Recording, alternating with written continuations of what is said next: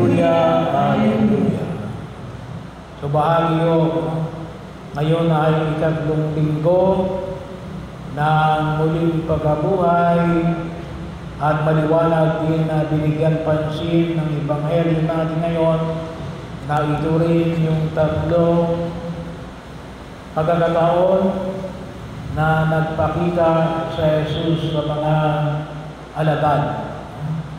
So, ibig sabihin, sa 12, kasi nagpakita rin sa Jesus kina Maria Magdalena, nagpakita rin sa Jesus sa mga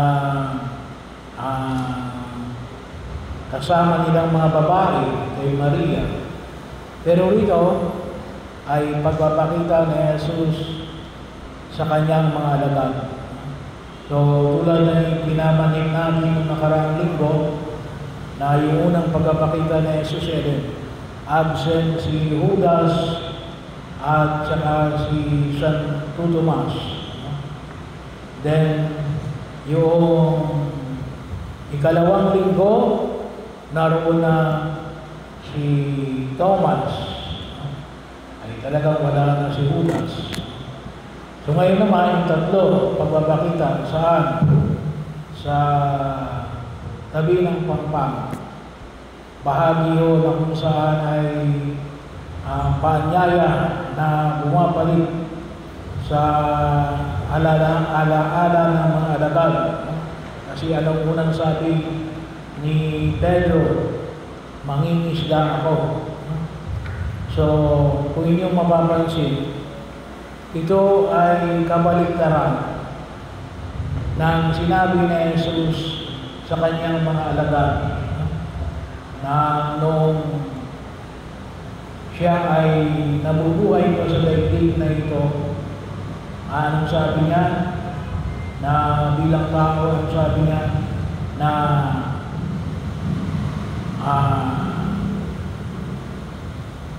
mula ngayon, hindi na kayo mamamalakaya ng isla. Mula ngayon, mamalakaya na kayo ng tao. Pero dito, nakita natin na si Pedro ay mangingisda. So, kung po ito ay taliwas sa paanyaya ni Jesus na nagpapahayag lamang ng na medyo kailangan ng kalooban ng mga alagad na kinakailangan pang panunodin na Jesus. Kaya nga yung kanyang hamon sa Ebanghelyo yung ating napakinggan na ay ihulog ninyo ang lambat sa gawing kanan.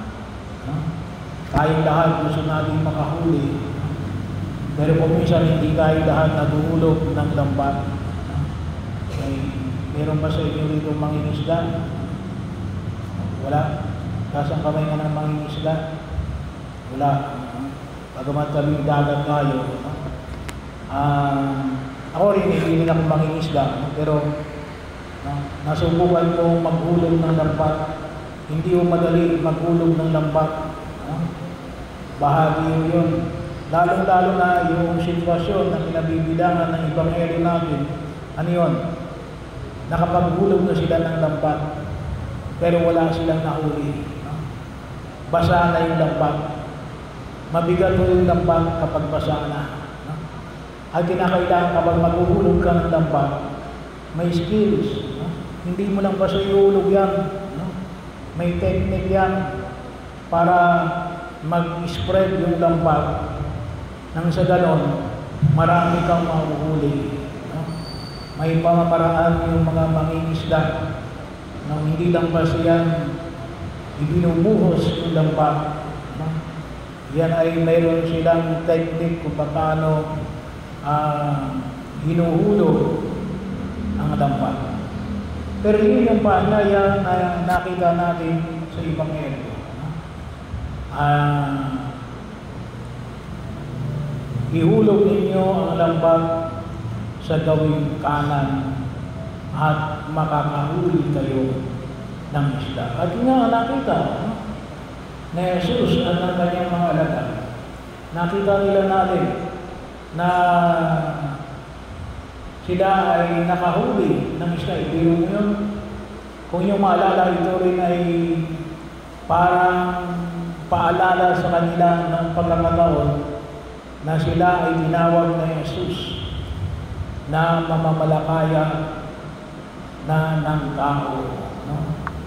Pero yung hamon na nais natin pag nilay-nilayan ay naroon doon sa tinatawag natin paghuhulog ng dampa.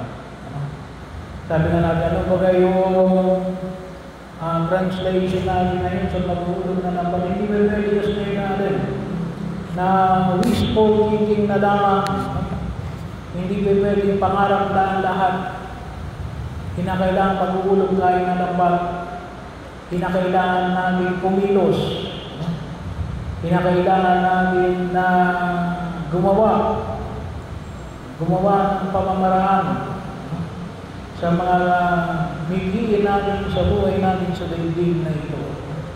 Maging man ay sa larangan ng pananampalataya, pero ibig sabihin, sabi na ngayon ng mga kabataan, tawag na nila ngayon rin, mag-effort ka.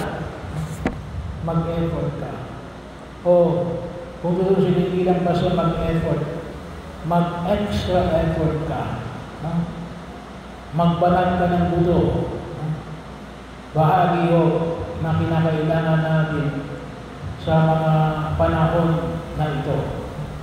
Kinakailangan natin ng pagpapawis, gumawa ng ilang mga pamparan. Bagamat ngayon, sabi nga natin ay talagang mainit. Pinapawisan tayo. Pero hindi lang yun.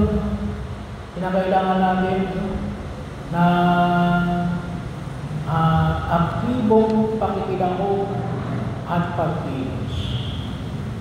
Lalo-lalo na sa panyaya na ipinapahayag sa atin ng Panginoon.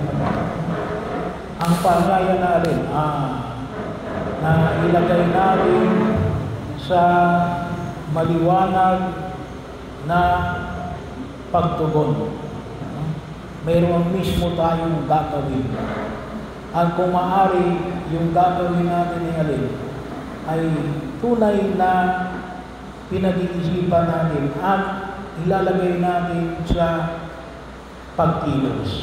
Kasi sabi nga ko minsan ng iba, ay purong plano na lang, drawing na lang, walang pagkilos, walang ginagawa tayong movement. Kinakailangan may inertia. At alam yun, kinakailangan talaga natin, tawag na natin dito, magbanat ng buto. Bahagi yun. Kasi bago mo ihulog yung dambak, kinakailangan mo ilip mo muna yung dambak mula doon sa bangka. Itataas mo muna yung dambak. Hindi mo pwede kasi itutulak mo lang. Kasi yung bangka, yan ay payo. Kaya anong gagawin mo muna? Kinakailangan mo munang itataas yung dampat at hindi mo pwedeng maitaas yun.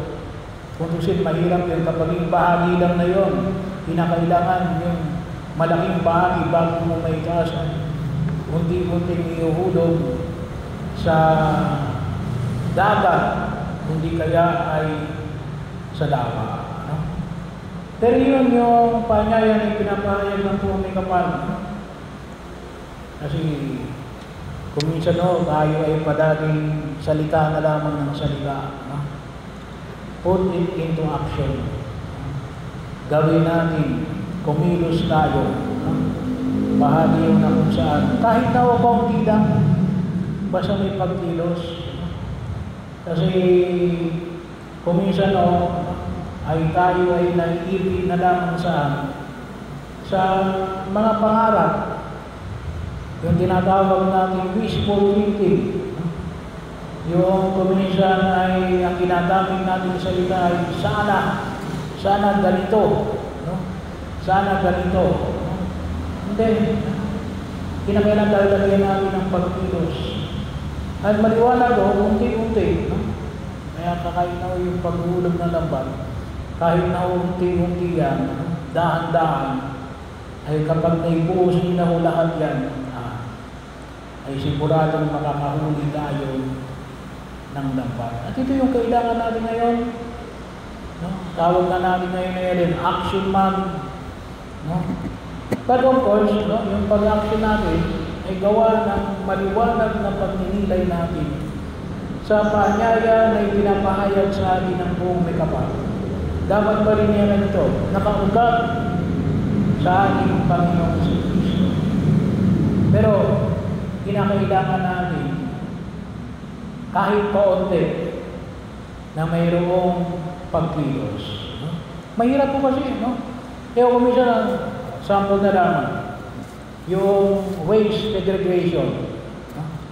Yung basura natin, pinaka-number 1 na problema yun, hindi lang sa Pilipinas, hindi lang sa bayan natin. Yan ay malaking problema yan. Kasi bakit? Ay, hindi tayo nasanay na mag-segregate yung plastic at saka yung nabubulong. No? Subukan natin kahit na sa sarili natin mga bahay. Subukan natin kahit pa paano.